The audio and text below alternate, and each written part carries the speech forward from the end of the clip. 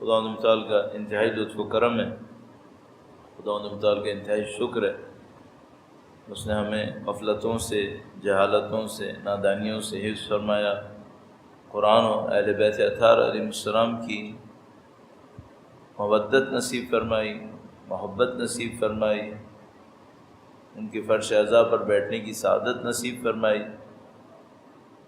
یہ سلسلہ مجالس آج یہاں اختتام پذیر ہوگا انشاءاللہ، اور ظاہر ہے کہ آپ دوسری جگہوں کے اوپر پہلے بھی مشغول تھے، بعد میں بھی مشغول رہیں گے۔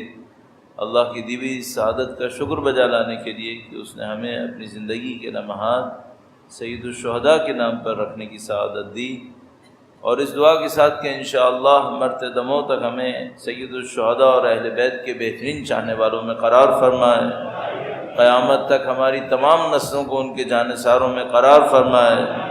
دنیا میں جو کوئی جہاں کہیں بھی پرچم عزا کی سربلندی میں مشغول ہے، اس کی توفیقات میں اضافہ فرمائے۔ جو جہاں بھی وقت کے امام کے انتظار میں مشغول ہے، کوششیں کر رہے ہیں، خدایا ان سب کی توفیقات خیر میں اضافہ فرما۔ خدایا ہمیں امام کے ظہور کا دن دیکھنا نصیب فرما، ان کی نصرت اور اس راہ میں شہادت نصیب فرما۔ تمام دعاؤں کی قبولیت کے لیے، امام کی نظر لطف کے حصول کے لیے، اور ان مجالس اعضاء کی قبولیت کے لیے درود بھیجے محمد و آل محمد صلی علی محمد و آل محمد وعجل فرجهم۔ پروردگار عالم نے اہل بیت اطہار علیہ السلام کے ذریعے سے، قرآن کریم کے ذریعے سے جن حقائق کو ہمارے سامنے آشکار کیا، ان میں بہت ساری چیزیں ایسی ہیں، میں عرض کرتا ہوں بار بار، کہ ہم آنکھوں سے نہیں دیکھ سکتے تھے۔ ہم جسم دیکھ سکتے تھے، جسم کے حالات کو دیکھ سکتے تھے، لیکن ظاہر ہے کہ ہم روح کو نہیں دیکھ سکتے تھے، ہم روح کے حالات کو نہیں دیکھ سکتے تھے۔ ہم دنیا کو دیکھ سکتے تھے، دنیا کے پیچھے جو کچھ ہے اس کو نہیں دیکھ سکتے تھے۔ مثال کے طور پر ہم یہ نہیں سمجھ سکتے تھے کہ نورانیت کیا ہوتی ہے، معنویت کیا ہوتی ہے۔ اگر ایک عمل کو ہم ظاہری طور پہ دیکھیں تو ایک عمل ہوتا ہے، وہ ایک اللہ کے نزدیک اتنا قبول ہو جاتا ہے، اس کی نورانیت پوری دنیا کے اوپر چھا جاتی ہے۔ کوئی اور عمل شبیہ ویسے ہی ہوتا ہے، لیکن اس میں دم نہیں ہوتا، اس میں طاقت نہیں ہوتی۔ یہ جو عید الاضحیٰ پہ قربانیاں ہو رہی ہیں، یہ آپ کے سامنے ہیں، لاکھوں جانور قربان ہو رہے ہیں۔ میں اپنے ذہن میں یہ سوچ رہا ہوں کہ اگر یہ لاکھوں جانور جو اس وقت عید الاضحیٰ میں قربان ہو رہے ہیں، اس کا 10% بھی قبول ہو رہا ہوتا تو معاشرے میں کسی کو مادہ پرست نہیں ہونا چاہیے تھا۔ قربانی کا مقصد کیا تھا؟ اس قربانی کا مقصد یہ تھا کہ ہم خدا کے سامنے جانور کو قربان کریں تاکہ اس کے سامنے اپنی خواہشات کو قربان کرنا سیکھیں۔ خدا سے وعدہ کریں کہ اے خدایا آج تیری راہ میں جانور قربان کر رہے ہیں، کل ضرورت پڑی تو اپنا خون بہائیں گے۔ یہ وعدے تھے اس کے پیچھے۔ تو اگر ان وعدوں کے ساتھ وہ قربانی ہو رہی ہوتی تو بھائی اتنے سالوں سے لاکھوں لوگ قربان ہو رہے ہیں، لاکھوں جانور قربان ہو رہے ہیں، یہاں تو سب لوگوں کو اللہ والا ہو جانا چاہیے تھا، اولیاء الہی ہو جانا چاہیے تھا۔ یا مثلا یہ جو زکوٰۃ دی جاتی ہے، یہ جو روزے رکھے جاتے ہیں، ان کے پیچھے ہدف کیا ہے؟ مثلا روزے رکھے جاتے ہیں، اس کے پیچھے ہدف ہوتا ہے کہ انسان کو تزکیہ نفس کے اندر کنٹرول نصیب ہو۔ زکوٰۃ دی جاتی ہے، خمس دیا جاتا ہے تاکہ مال پاک و پاکیزہ ہو جائے، انسان کے دل سے مال کی محبت نکل جائے۔ اب سوچئے کہ ایک معاشرے کے اندر لاکھوں جانور ذبح ہو رہے ہیں، کروڑوں لوگ روزے رکھ رہے ہیں، اربوں روپیہ خمس اور زکوٰۃ میں جا رہا ہے، اور مادی پرستی ختم نہیں ہو رہی، نفس پرستی ختم نہیں ہو رہی۔ کیوں ایسا ہو رہا ہے؟ اس کی وجہ جو ابھی تک سمجھ میں آتی ہے وہ یہ کہ بہت سارے اعمال ہم لوگ رسماً انجام دے رہے ہیں، لیکن وہ جو اس کی روحانی گہرائی تھی، معنوی گہرائی تھی، جو اہل بیت ایسی دعاؤں کے اندر بیان کرتے ہیں، اس روحانی معنوی گہرائی سے ہم محروم ہیں۔ اللہ کا ایک کرم ہے، خدا کا شکر ہے کہ یہ دعائیں باقی رہ گئی ہیں۔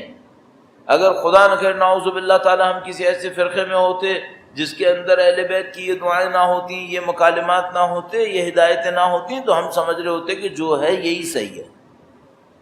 ابھی تو یہ دعائیں ہیں ہمارے پاس، تو ہم اٹھائیں دعاؤں کو دیکھیں اور اپنے آپ سے معاشرے سے مقایسہ کریں، ہمیں فوراً سمجھ میں آ جاتا ہے کہ بھائی یہ صحیح ہو رہا ہے یا غلط ہو رہا ہے، پتہ چل جاتا ہے کہ ہاں بھائی صحیح نہیں ہو رہا ہے۔ تو پھر ہم مثلاً یہ سوچتے ہیں کہ چلو دعا پڑھتے ہیں، دعا کے راستے پہ چلیں گے تاکہ انشاءاللہ آہستہ آہستہ وہ صحیح ہونا شروع ہو جائے۔ یہی کام ہے جو اس پورے عشرے میں کیا گیا کہ ہمیں معلوم ہے معاشرے میں خرابیاں ہیں، ہمیں معلوم ہے ہمارے اندر خرابیاں ہیں، لیکن ہم ان دعاؤں کے ذریعے سے اپنی اصلاح کرنا چاہتے ہیں۔ اور میں نے عرض کیا آپ کی خدمت میں کہ دیکھیے یہ جو دعا ہے نہ، یہ دعا ایسی ہے کہ آپ نے ایک دفعہ سن لیا معاملہ ختم ہو گیا، ہم نے ایک دفعہ کہہ دیا معاملہ ختم ہو گیا، یہ ایسی چیزیں نہیں ہیں۔ نہ میں اور آپ اتنے کمپیوٹرز ہیں کہ ایک دفعہ سن لیا تو ہمارے دماغ میں ہمیشہ کے لیے بیٹھ گیا، اور نہ ہم غفلت سے اتنے بچے ہوئے ہیں کہ آج سنیں اور کل غافل نہ ہوں، نہیں، یہ سب ہوتا ہے۔ مفہوم عمیق ہے، ایک دفعہ سننا کافی نہیں ہوتا ہے اور غفلت بھی آتی ہے، سب چیزیں ہوتی ہیں۔ تو اس کا حل کیا ہے؟ اس کا حل یہ ہے کہ بھائی عربی میں ایک جملہ کہتے ہیں، وہ طالب علم بہت دہراتے ہیں اس جملے کو، تو کہتے ہیں الدرس حرف والتکرار الف۔ درس، انسان ایک دفعہ ایک درس سنے، یہ ایک دفعہ ہوتا ہے، لیکن اگر اس کو تکرار کرے تو وہ 1000 ہو جاتا ہے، ایک سے بڑھ کے 1000 ہو جاتا ہے۔ تو آپ کو یہ کرنا پڑے گا اگر آپ واقعاً چاہتے ہیں دعائے مکارم الاخلاق میری اور آپ کی زندگی میں کچھ اثر لے کر آئے، قطعاً یہ کرنا پڑے گا کہ کچھ وقت کے بعد مکارم الاخلاق کو دوبارہ پڑھیں، دوبارہ سوچیں، اور یہ سوچیں کہ اس کو اپنی زندگی میں عمل میں کیسے لے کر آنا ہے۔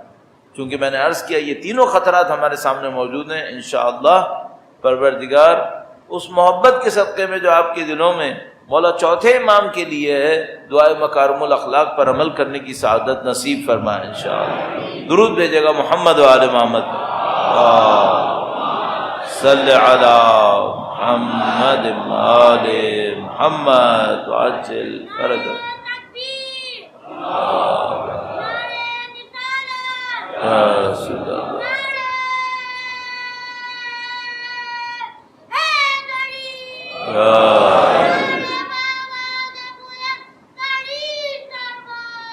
اللہم صلی علی محمد آل محمد وعجل فرجہ۔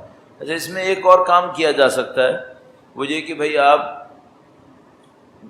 زیارتیں جو کرتے ہیں، جب مثال کے طور پر نماز پڑھ لی آپ نے، زیارت کی، مجلس ہو گئی، اس کے بعد زیارت کی، تو بعض اوقات ان زیارتوں کے اوپر بھی ہم محنت کر سکتے ہیں، ان زیارتوں سے بھی بہت کچھ حاصل کر سکتے ہیں۔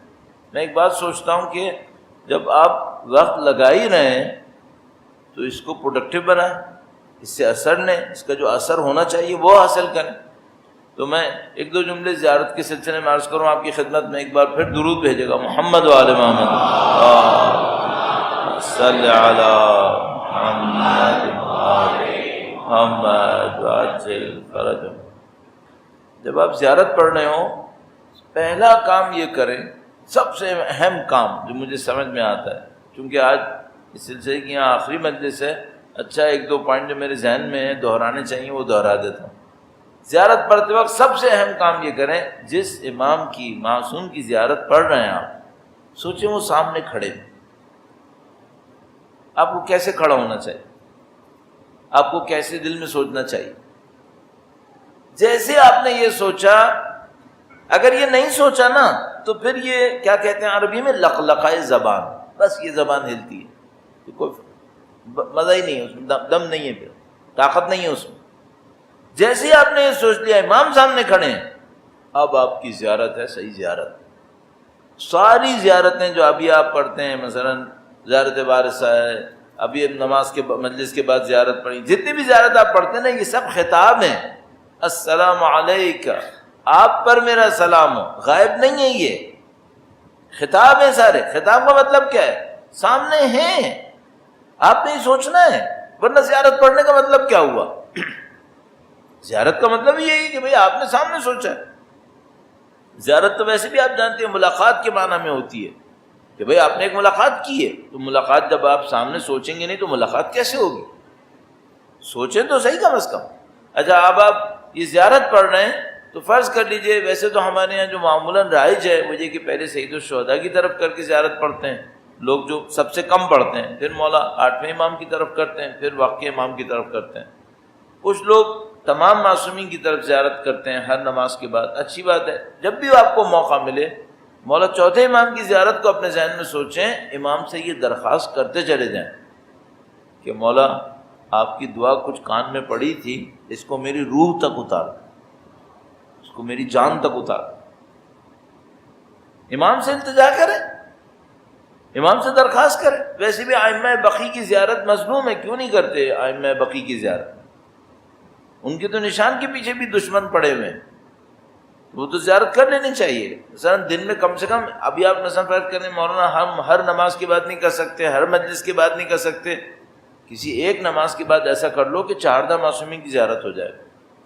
کوئی ایک نماز کے بعد ایسی زیارت رکھ، فجر کے بعد رکھ لیں، نسبتاً مثلا رش کم ہو، عشاء کے بعد رکھ لیں، کوئی ایک نماز کے بعد مجلس کے بعد ایسا کرنے زیارت 4 معصومین کی ہو جائے گا۔ نبی خدا سے شروع کریں، مولا امیر المومنین بی بی، ایک جملہ کہنا ہے نا، توجہ دینی، ایک جملہ کہنا ہے، سلام کرنا، ایک سلام قبول ہو گیا ایک دفعہ، پھر الحمدللہ کافی ہے۔ اسی میں جب ائمہ بقی کی زیارت کرنے لگیں، مولا چوتھے امام کا نام لیں، ایک التجا کرنا ہے، مولا آپ کی دعا ہمارے دلوں میں اترے کسی طرح۔ یہ ہمیں یہ کنیکشن چاہیے، ہمیں یہ رابطہ چاہیے۔ کیوں؟ آپ سوچو، ہم لوگ ایک مصیبت سے گزر رہے ہیں۔ اگر ہم احساس کریں نا، صحیح احساس کریں، تو ہم معنویت کے کرائسس سے گزر رہے ہیں، معنویت کے بحران سے گزر رہے ہیں۔ کیا مطلب؟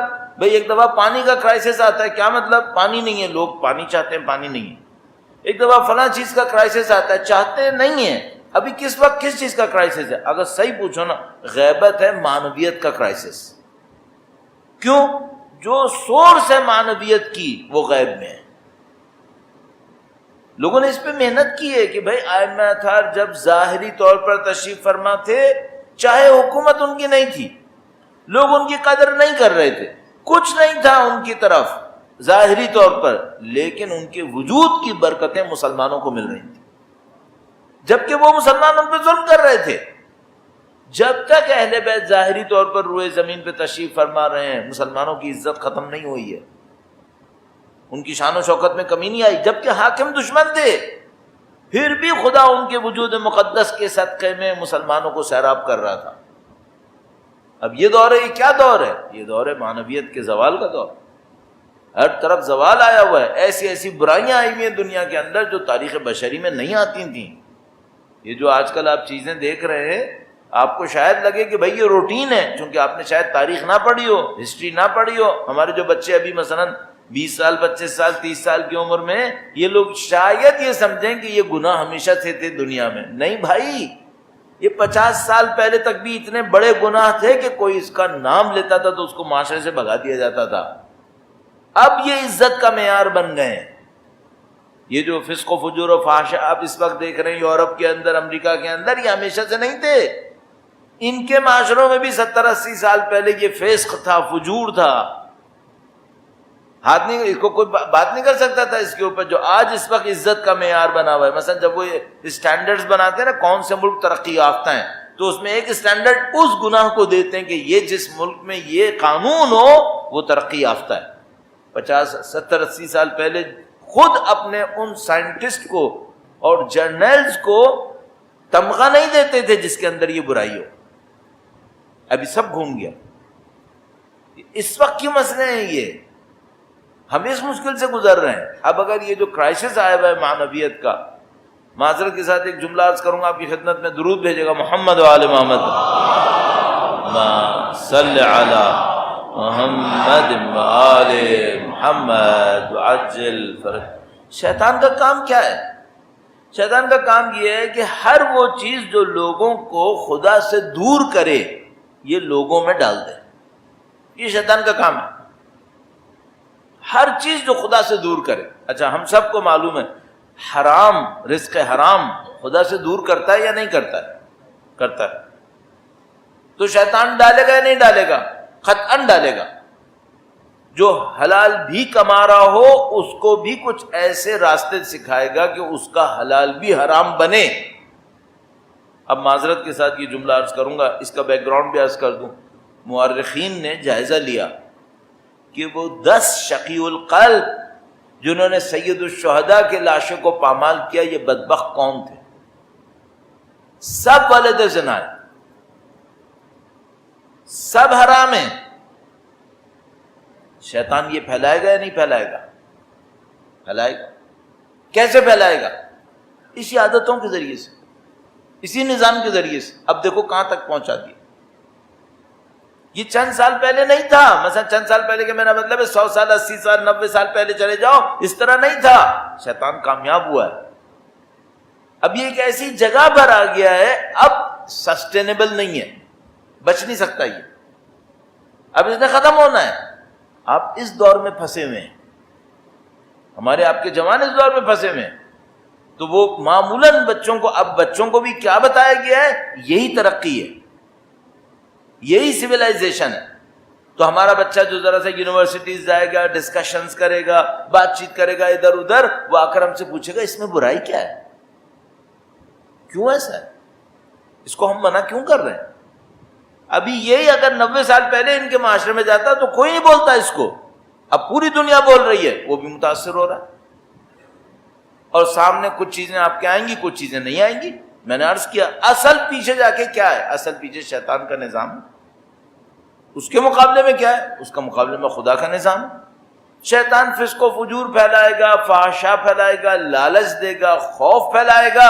اس کے مقابلے میں خدا کا نظام کیا کرے گا؟ خدا کا نظام معنویت پھیلائے گا، اہل بیت پہ توجہ پھیلائے گا. اب آپ بولو روز کا آپ کا مقابلہ یہی ہے، روز کا مقابلہ یہی ہے. اور یہ جو ہمارے اجداد نے کام کیا کہ ہمارے درمیان ان سنتوں کو باقی رکھا جیسے زیارت ہے، یہ اس اٹیچمنٹ کو اہل بیت سے بنانے کے لیے معرکہ کیا ہے. کمال کر دیا. یہ 1984 میں ایران گیا جب طالب علم بن کے، تو ہم نے احساس کیا کہ بھائی ہمارے ہاں تو اتنی پابندی سے زیارت پڑھتے ہیں، ہر مجلس کے بعد، ہر نماز کے بعد. وہاں زیارت ہے ہی نہیں، پڑھتے ہی نہیں نماز کے بعد. اس زمانے میں نماز کے بعد، مجلس کے بعد زیارت ہی نہیں ہے. تو ہم سمجھنے لگے کہ پتہ نہیں کیا ہوا ہے، یہاں پہ بہتر ہے، وہاں پہ صحیح ہے. اب باقی معاملوں میں ہم پیچھے، پاکستانی معاشرہ پیچھے، باقی معاملوں میں وہ لوگ آگے.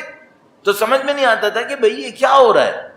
بعد میں پتہ چلا کہ بھائی بہرحال ہمارے معاشرے میں بھی ہمارے اجداد نے کچھ محنتیں کی ہیں.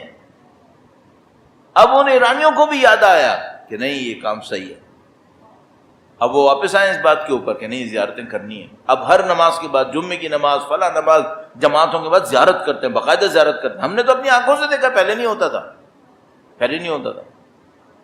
اب ان کو بھی عقل میں آیا. تو بھائی الحمدللہ آپ کے اوپر تو ایک احسان ہو گیا نا کہ آپ کے اجداد نے محنت کی آپ کے ساتھ، آپ کی سنتوں کو باقی رکھا، ضائع نہیں ہونے دیا. البتہ اس میں یہ ہے کہ جب معاشرے کے اندر تعداد کم ہوتی ہے نا تو لوگ زیادہ حساس ہو جاتے ہیں اپنی چیز کے اوپر. چونکہ وہ ایران میں اکثریت میں تھے تو وہ اتنے سینسیٹیو نہیں بنے، لیکن ہم لوگوں کے اقلیت میں تھے تو ہمیں پتا تھا کہ اگر ہم تھوڑا سا چینج کریں گے تو ہم کولیپس کر جائیں گے، ہماری آئیڈینٹی جو ہے وہ ڈیزالو ہو جائے گی. اس خاطر انہوں نے انسسٹ کیا کہ نہیں چھوٹی چھوٹی باتوں کو بھی بچا کے رکھو. تو اچھا ہو گیا. اب آپ کیا کریں؟ اس میں زندگی ڈالیں، اس میں طاقت ڈالیں، زیارتوں کو توجہ سے پڑھیں، اہل بیت سے کنیکشن بنائیں، اپنا رابطہ بنائیں. اب اگر کوئی یہ ہمارا بچہ جوان بڑا یہ کام سوچ لے کہ بھائی میں نے زیارتوں کو توجہ سے پڑھنا ہے، اہل بیت سے رابطہ بنانا ہے، ایسے زیارت کرنی ہے جیسے وہ سامنے کھڑے ہیں، آپ سوچو پھر آپ کے دل کے اوپر نورانیت کہاں پہنچے گی. خود بخود پاکیزگی بڑھنا شروع ہو جائے گی. اور یہ میں آپ کی خدمت میں ایک اور پوائنٹ عرض کروں، جلدی سے دعا کے چند جملے عرض کروں. آج بہت دیر بھی ہو گئی، شروع کرنے میں ٹریفک میں ہم پھنس گئے تھے. ایک بات اور عرض کروں، وہ یہ کہ یہ جو چیزیں ہوتی ہیں نا، یہ میرے اور آپ کے لیے روزانہ کے پوائنٹر بن جاتے ہیں. کیا مطلب؟ آج آپ نے نماز فجر پڑھی، زیارت پڑھنا شروع کی، الحمدللہ آپ کا دل بڑا اچھا چاہ رہا ہے، زیارت میں بڑا لطف آ رہا ہے. کل خدا نہ کرے کھڑے ہوئے نماز فجر پڑھی، زیارت پڑھنے مزہ ہی نہیں آ رہا، فوراً سمجھ جاؤ کل کوئی غلطی ہو گئی ہے. ایک اور فائدہ زیارتوں کا، فوراً سمجھ جاؤ یہ جو میرے قلب کے اوپر آج اہل بیت سے رابطے میں کمی آئی ہے، یہ حادثہ نہیں ہے، اتفاق نہیں ہے، کوئی معاملہ ہو گیا، کوئی غلطی ہو گئی ہے، کوئی میں نے غلط بات کہہ دی ہے، کوئی نظر غلط ہو گئی ہے، کوئی میری نیت غلط ہو گئی ہے، کسی کا حق پامال کر دیا ہے، کچھ کیا ہے، ورنہ آج وہ توجہ کیوں نہیں ہے؟ تو اس کا ایک اور فائدہ یہ ہوگا، آپ اپنی معنویت کے لیے نا ایک تھرمامیٹر بن گیا آپ کے لیے کہ بھائی میں اپنا اس کے ذریعے اپنی معنویت کو چیک کرتا رہوں۔ بہت سارے کام کر سکتے ہیں، یقین مانیے اگر میں اور آپ اس بات پہ کوشش کریں نا کہ ہم نے اپنی معنویت کو بہتر بنانا ہے، کوئی ضرورت نہیں ہے کہ مثلا اب ایک آدمی 40 45 سال 50 سال ہو رہا ہے، اب کیا وہ جائے گا قم نجف پڑھنے کے لیے؟ ظاہر ہے کہ نہیں جا سکتا۔ تو کیسے اپنی معنویت بڑھائے؟ یا ہر بچہ تو نہیں جائے گا نا، جوان بھی ہر بچہ تو نہیں جائے گا۔ کوئی مثلا اکاؤنٹس پڑھ رہا ہے، کوئی مینجمنٹ ہے، کوئی کمپیوٹر کے اندر ہے، کوئی انجینئرنگ میں ہے، میڈیسن کے اندر ہے، یہ تو نہیں جا رہے ابھی، کچھ چلے جائیں گے کچھ نہیں جائیں گے۔ جو نہیں جائیں گے وہ کیسے معنویت بڑھا؟ ایسے بڑھاؤ، توجہ بڑھاؤ، کنیکشن بڑھاؤ۔ اور ایک بات کنفرم ہے وہ یہ کہ اگر آپ نے ان سے مانگنا سیکھ لیا ہے تو وہ تو ہیں ہی دینے والے، ہیں ہی دینے والے۔ آپ کو مانگنا آنا چاہیے۔ تو انشاءاللہ خدا سے دعا کرتے ہیں پروردگار ہمیں اہل بیت سے متصل ہونے کی سعادت نصیب فرما اور ان کی معنویت کو زیادہ سے زیادہ حاصل کرنے کی سعادت نصیب فرما۔ درود بھیجے گا محمد و آل محمد، صلی علی محمد و آل محمد وعجل فرج۔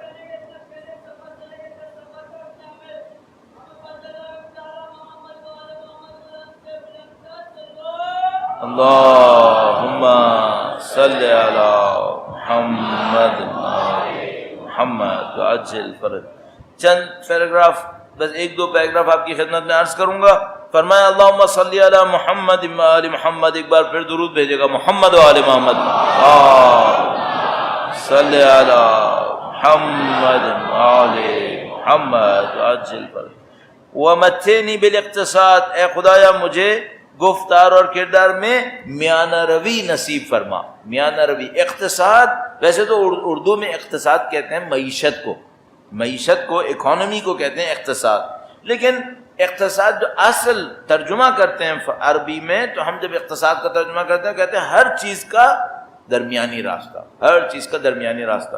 تو ایک ہوتا ہے مثلا جیسے میں نے عرض کیا تھا بہادری کے اندر ایک ہوتا ہے جس کو تحور کہتے ہیں، ایسی بہادری جو انسان کی جان خطرے میں ڈال دے بلا وجہ۔ ایک ہوتا ہے بزدلی، اتنی کم انسان کے اندر جرأت ہو کہ اپنے حق کا بھی دفاع نہ کر سکے۔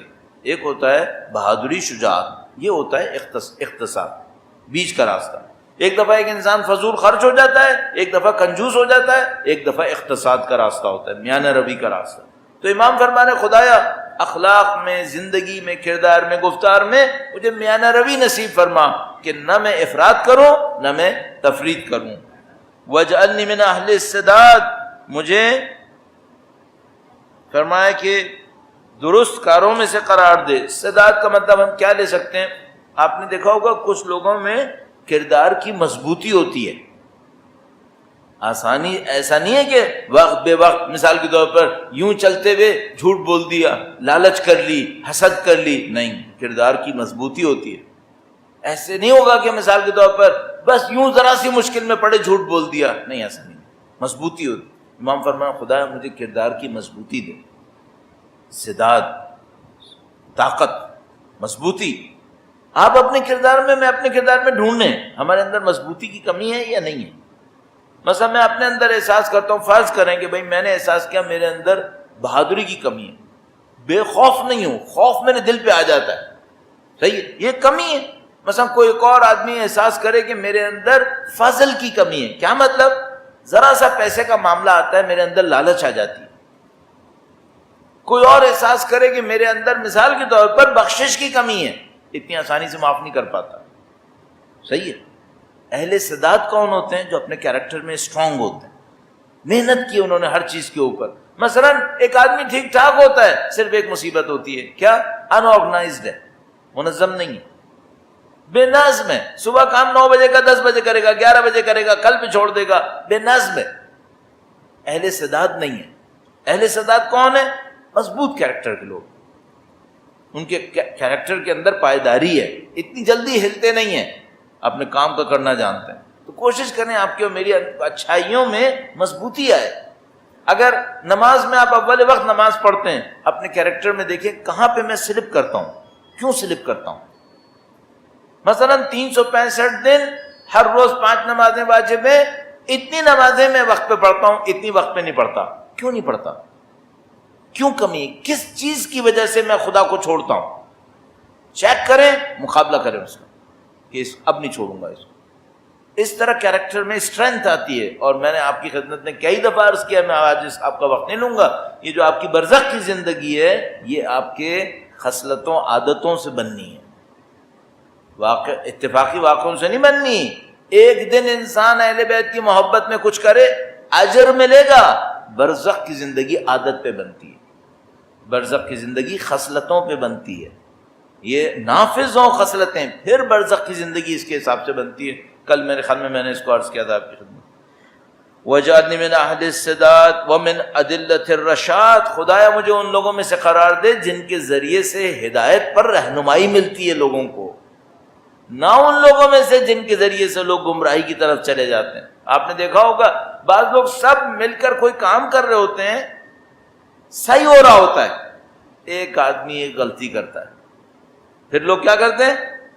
اس کے پیچھے چلنا شروع کرتے ہیں. آپ نے ٹریفک میں تو دیکھا ہوگا، مثلا وہاں سے بھی ٹریفک آ رہی ہے، یہاں سے بھی ٹریفک آ رہی ہے، یہاں سے جا رہی ہے، وہاں سے آ رہی ہے. ایک آدمی کوئی دیکھے گا رش ہے، وہ یہاں سے نکالے گا وہاں چلا جائے گا، جیسے ہی یہاں سے جائے گا 10 آدمی پیچھے جانا شروع کر دیں گے. صحیح ہے، یہ آدمی کس بات کا بانی بنا ہے؟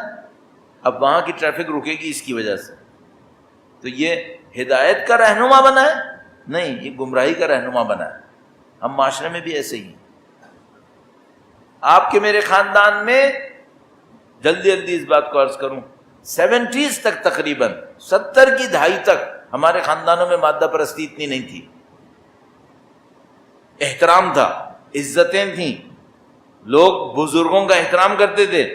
70 کی دہائی کے بعد سے پاکستان کے اندر اس کی بھی اسباب معلوم ہے کیوں ایسا ہوا. اور ایکچولی 60s، لیٹ 60s سے شروع ہو گیا تھا، 70 کی دہائی میں تو بسٹ ہو گیا. پھر یہ کیا ہو گیا؟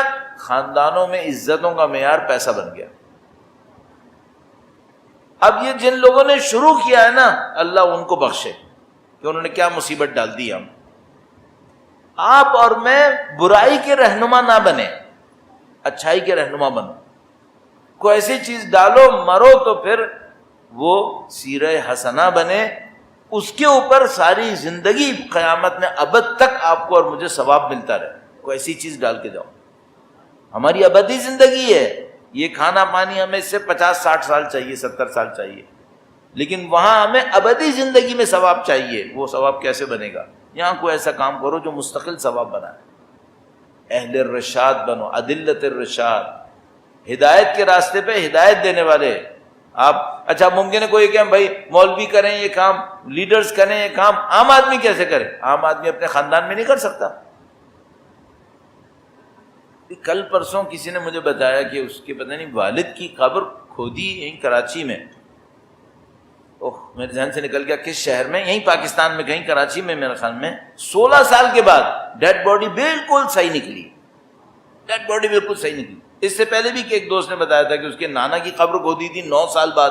کہنے کا ڈیڈ باڈی بالکل صحیح تھی. کہنے کا جب میں ڈیڈ باڈی شفٹ کرنی پڑ گئی تھی کیونکہ وہاں سے روڈ بن رہی تھی، تو کہنے کا کہ جب میں نے نانا کی ڈیڈ باڈی اٹھائی اور ان کی کمر کے اس کی گردن کے پیچھے ہاتھ رکھا تاکہ وہ ڈھلک نہ جائے، تو کہنے لگا مجھے گردن کے پیچھے گوشت کی نرمی احساس ہو رہی تھی ہاتھ کے نیچے. 9 سال بعد، 9 سال بعد. یہ کون لوگ ہوں گے؟ یہ وہ لوگ ہوں گے جن کو معاشرے کی گمراہی نے گمراہ نہیں کیا، وہ اپنے چھوٹے چھوٹے کاموں کو کرتے رہے. نہیں تھے کہ کوئی عالم تھے، کوئی فقیہ تھے، مثلا کتابوں کے مصنف تھے، خطیب تھے، ذاکر تھے، نہیں، عام لوگ تھے. آپ اور میں سب کر سکتے ہیں یہ کام. یہ نہ سوچیں کہ یہ کوئی اور کرنے والے نہیں، آپ کر سکتے ہیں. اور آپ انشاءاللہ خداوند متعال سے توفیق طلب کریں. میں اور آپ تو خداوند متعال ہمیں کیوں نہیں نوازے گا انشاءاللہ تعالی. پروردگار سے برزخ کی رہنمائی کے لیے، برزخ میں کامیابی کے لیے، نورانیت کے لیے جو مرحومین گزر گئے ان کی برزخوں کی کامیابی کے لیے درود بھیجیں. محمد و آل محمد صلی علی محمد آل محمد.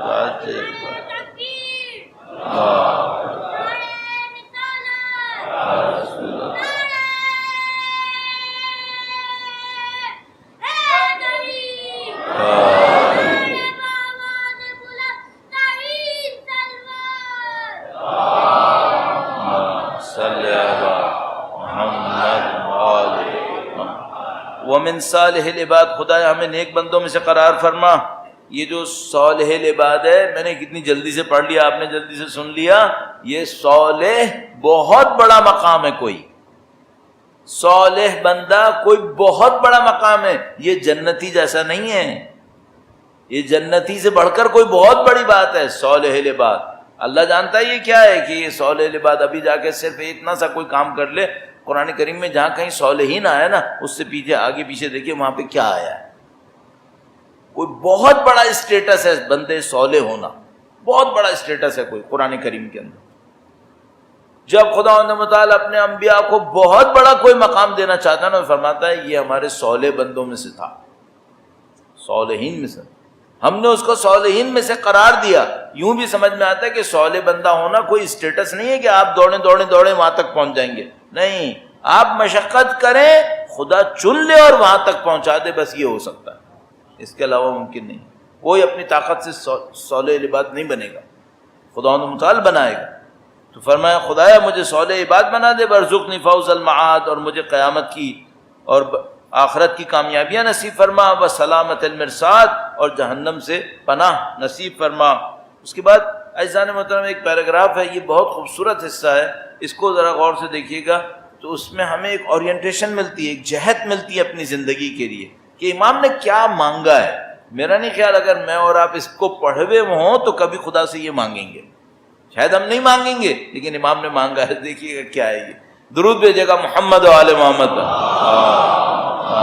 صلی علی محمد و آل محمد عجل فرج۔ گرچہ وقت کم ہے جس کی وجہ سے میں تیزی دکھانا چاہ رہا ہوں، لیکن میں ان جملوں پہ، دو جملوں پہ تیزی نہیں دکھاؤں گا، ذرا سا سکون سے پڑھوں گا تاکہ یہ ایسا نہ ہو کہ تیزی میں گزر جائے، اس کا مفہوم ہی نکل جائے۔ صحیح ہے، دیکھیے گا، اللہم خذ لنفسک من نفسی ما یخلصها، فرمائے خدایا ایک میرا نفس ہے، ایک تیری ذات ہے، ایک میرا نفس ہے، ایک تیری ذات ہے، میرے نفس میں سے تو کچھ اتنا لے لے اپنے لیے، میرے نفس میں سے تو لے لے اپنے لیے، تاکہ میرے نفس کا باقی حصہ پاکیزہ ہو جائے، میرے نفس کا باقی حصہ پاکیزہ ہو جائے۔ اچھا یہ جو خدا میرے نفس میں سے اپنے لیے لے گا تو پھر میرے لیے مشکل آئے گی یا نہیں آئے گی؟ یہ آزمائشوں سے لے گا، یہ سختیوں سے لے گا۔ یہ جو ہماری عقل میں آ گیا نا کہ ہم ہر وقت ایک دوسرے کو یہ کہتے ہیں خدا آپ کو کسی مشکل میں نہ ڈالے، کسی پریشانی میں نہ ڈالے، صحیح دعا نہیں ہے۔ ایک لحاظ سے صحیح ہے، خدا آپ کو مشکل میں ڈالے، آپ کے ذہن میں مشکل نہ آئے، پریشانی میں ڈالے آپ پریشان نہ ہوں، بھوک میں بھی ڈالے نا تو آپ بھوک کا احساس نہ کریں، ناامنی میں بھی جائے تو بے خوف رہیں آپ۔ یہ اللہ کا دین ہم سے یہ چاہتا ہے۔ لِإِلَافِ قُرَيْشٍ إِلَافِهِمْ رِحْلَةَ الشِّتَاءِ وَالصَّيْفِ فَلْيَعْبُدُوا رَبَّ هَذَا الْبَيْتِ الَّذِي أَطْعَمَهُم مِّن جُوعٍ، بھوکے تھے، خدا نے سیراب کیا ہوا تھا۔ آمنہم من خوف، خوف کے عالم میں تھے، خدا نے امن دیا ہوا تھا، نہ کہ خوف کی پوزیشن میں نہ جائیں۔ بھئی یہ روز عاشور کیا سید الشہداء کے اصحاب خوف کے میدان میں نہیں تھے؟ جگہ تو خوف کی تھی لیکن ان کے دلوں میں خوف تھا کیا؟ نہیں، دلوں میں امن تھا۔ یہ خدا ہم سے چاہتا ہے۔ فرمایا اللہم خذ لنفسک، اے خدایا، مفتی صاحب نے بہت اچھا ترجمہ فرمایا یہاں پہ، خدایا میرے نفس کا ایک حصہ اپنی ابتلا اور آزمائش کے لیے مخصوص کر دے، میرے نفس کا ایک حصہ آزمائشوں کے لیے مخصوص کر دے، ابتلا کے لیے مخصوص کر دے، تاکہ اسے عذاب سے رہائی دلا سکے، تاکہ میرا نفس پھر کسی عذاب میں مبتلا نہ ہو۔ تو مشکل ڈال میرے اوپر، آزمائشوں میں ڈال، تاکہ میرے اوپر پھر عاقبت کی کوئی خرابی نہ آئے۔ یہ جو ہم دعا کرتے ہیں نا، خدا اس کی عاقبت بخیر فرما، یہ عاقبت بخیر آسانی سے نہیں ہوتی ہے، اس میں سر کٹوانا پڑتا ہے پھر، یہ سب آسانی سے نہیں ہے۔ مثلا کوئی یہ کہ کوئی پریشانی نہ آئے معاملہ ختم ہو جائے، نہیں، یہ سب نہیں ہونے والا۔ اگر یہ ہونا ہوتا نا تو اہل بیت کو کوئی پریشانی نہیں آنی تھی پھر ظاہری طور پر، نہیں، یہ سب مشکلات اس کا حصہ ہے۔ اس سے سب نے گزرنا ہے، اس سے پریشانی نہیں اٹھانی چاہیے۔ پریشانی کس سے اٹھائیں؟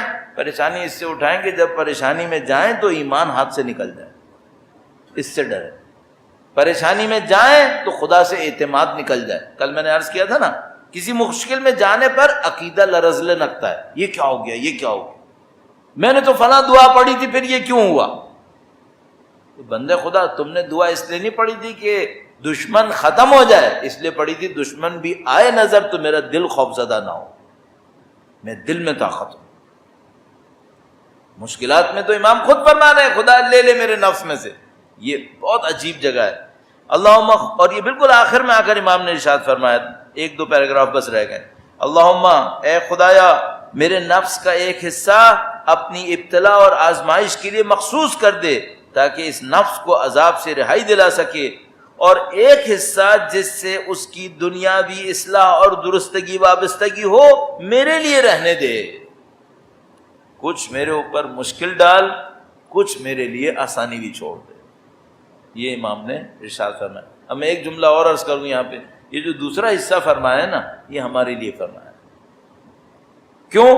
سب آزمائش میں پڑیں گے تو ہم گھبرا جائیں گے۔ قرآن کریم ارشاد فرماتا ہے اگر تم لوگوں کی گمراہی کا ہمیں خطرہ نہیں ہوتا نا تو ہم کافروں کے گھروں کو چاندی سے بنا دیتے، لیکن ڈر تھا کہ اگر ان کے گھروں کو چاندی سے بنائیں گے تو تم لوگ ایمان سے نکل جاؤ گے، اس لیے ہم نے ان کو دینے میں کمی کر دی تاکہ کہیں ایسا نہ ہو تم لوگ باہر نکل جاؤ۔ امام فرما رہے ہیں خدایا ایک حصہ تو اٹھا لے، ایک حصہ میرے لیے چھوڑ دے۔ یہ کس کے لیے فرما رہے ہیں؟ ہم جیسوں کے لیے۔ خود انہوں نے کیا کیا تھا؟ کچھ نہیں رکھا اپنے لیے، سب کا سب بار بار دیا، ایک دفعہ نہیں دیا، بار بار دیا۔ 11 نسلیں قربان کی ہیں اس خاندان میں۔ بہت، یہ جملے ہمارے لیے خدایا خذ لنفسک من نفسی ما یخلصها، ایک حصہ میرے نفس کا تو اپنے لیے رکھ لے، اور ابقی لنفسی من نفسی ما یصلحها، اور کچھ حصہ میرے نفس کا ایسا چھوڑ دے جس سے کاموں کی اصلاح ہو جائے۔ فَإِنَّ نَفْسِي هَالِكَةٌ أَوْ تَعْصِمَهَا، کیونکہ اے خدایا اگر تو نے میرے اوپر یہ احسان نہیں کیا تو کیا ہوگا؟ یعنی تو نے میرے نفس کا حصہ اپنے لیے نہیں رکھا، آزمائشیں نہیں ڈالی، امتحان نہیں ڈالے، سختیاں نہیں ڈالی تو میرا نفس تو ہلاک ہو جائے گا، میرا نفس تو ہلاک ہو جائے گا، میں دنیا میں غرق ہو جاؤں گا۔ تو ڈال مشکلات۔ تو عزیزوں، اگر آپ اس دنیا کے اندر چاہ رہے ہیں، میں اس دنیا کے اندر چاہ رہا ہوں اللہم ارزقنی شفاعت الحسین یوم الورود، تو سختی آئے گی یا نہیں آئے گی؟ سختی تو آئے گی۔ یہ تو نہیں ہو سکتا کہ میں یہ چاہوں کہ میں امام حسین کے ہمراہ کھڑا رہوں اور سختی نہ آئے، نہیں، سختی آئے گی۔ کیا مانگوں خدا سے؟ خدا دل مضبوط کر دے، دل مضبوط کر دے۔ کیسے دل مضبوط کرتا ہے خدا؟ جیسے شب عاشور اصحاب امام حسین کا دل مضبوط کیا۔ اچھا، یہ بات بھی خدا نے کئی جگہ فرمائی ہے قرآن کریم کے اندر، صراحت کے ساتھ، اشارے کے اندر بھی، کہ ہم جب کسی بندے پہ مشکل ڈالتے ہیں نا تو اس کے قلب کو مضبوط کرتے ہیں۔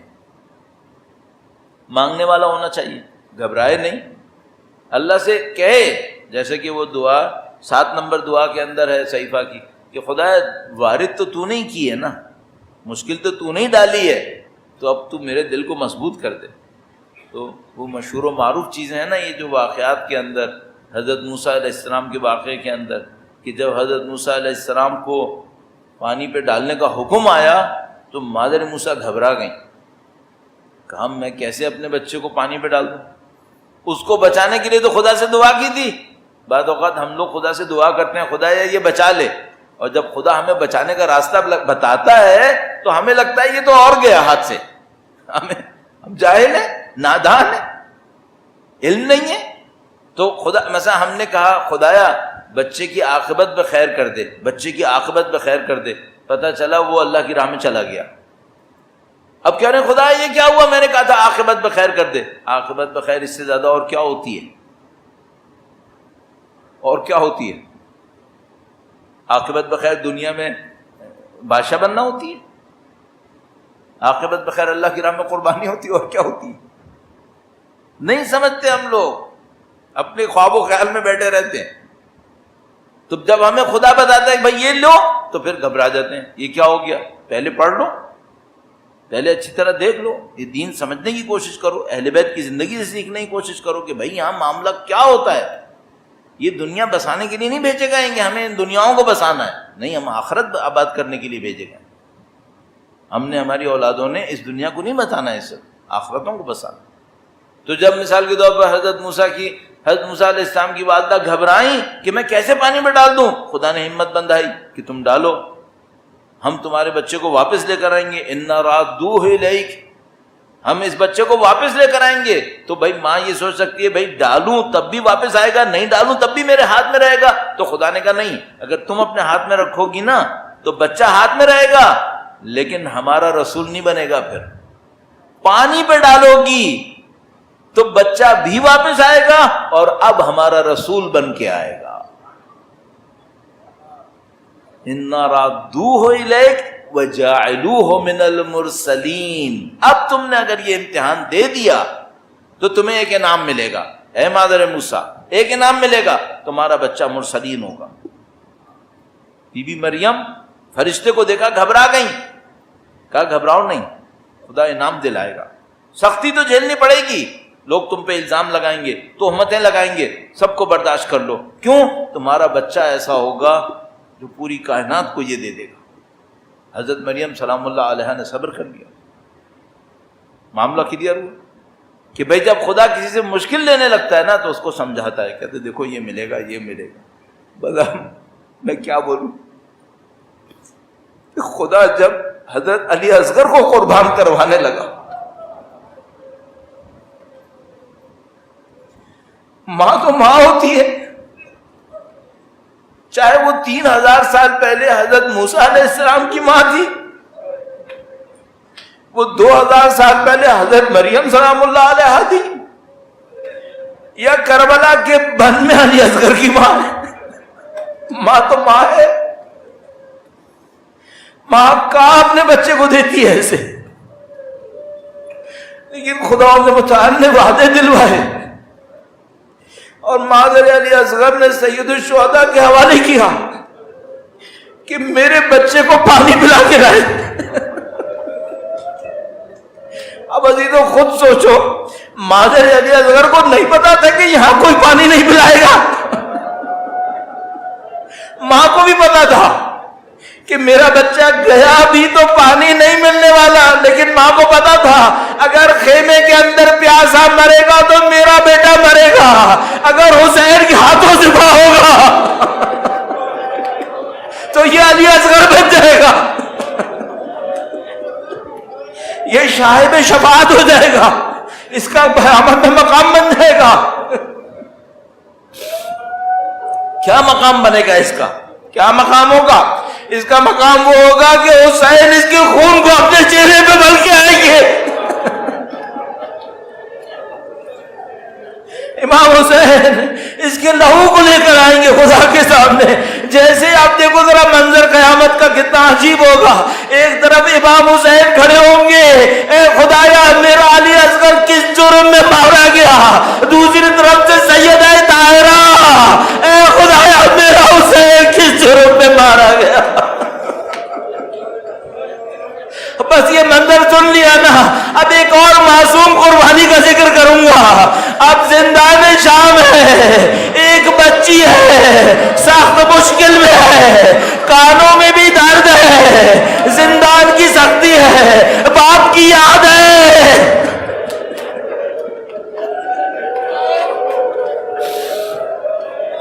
کچھ دیر کے لیے آنکھ لگی ہے، اب اٹھی اور کہا کہ میرے بابا نے مجھے بلایا ہے۔ پوچھا کیا ہوا؟ کہا میں نے دیکھا آسمان سے سواریاں اتر رہی ہیں، اس میں کچھ بیویاں آئی ہیں، ایک بی بی بہت زیادہ گریا کر رہی ہے. لوگوں نے بتایا یہ بی بی حوا ہے, یہ بی بی آسیہ ہے, یہ بی بی مریم ہے, یہ بی بی خدیجہ ہے. پھر ایک بی بی ہے جو گریا کر رہی ہے, سب ان کو دلاسا دے رہی ہے. کہا یہ تمہاری جدہ ماجرہ فاطمہ زہرا ہے. کہا میں گئی اور میں نے کہا ہے جدہ اس امت نے ہمیں بہت ستایا ہے. بس مادر حسین نے پوچھا اے میرے بچی تیرے کان کے زخم کیسے ہیں؟ تیری مشکلوں کے دن ختم ہو گئے, اب تو یہاں سے آزاد ہو جائے گی. جب گویا مولا چوتھے امام نے سنا فرمایا انا للہ و انا الیہ راجعون. اب یہ بچی چلی جائے گی, اب زندان میں ہی اس پھٹے ہوئے کرتے میں دفن ہو جائے گی. الا لعنت اللہ علی القوم الظالمین وسيعلم الذين ظلموا أيّ منقلب ينقلبون. خدایا سید الشہداء شہداء کربلا اطفال حسین کے خون کا انتقام لینے والے امام کے ظہور مبارک میں تعجیل فرما. خدایا وارث حسین کے ظہور میں تعجیل فرما. مادر حسین کے قلب کو ٹھنڈک پہنچانے والے امام کے ظہور میں تعجیل فرما. ان کی نصرت اور اس راہ میں شہادت نصیب فرما. ماتم حسین.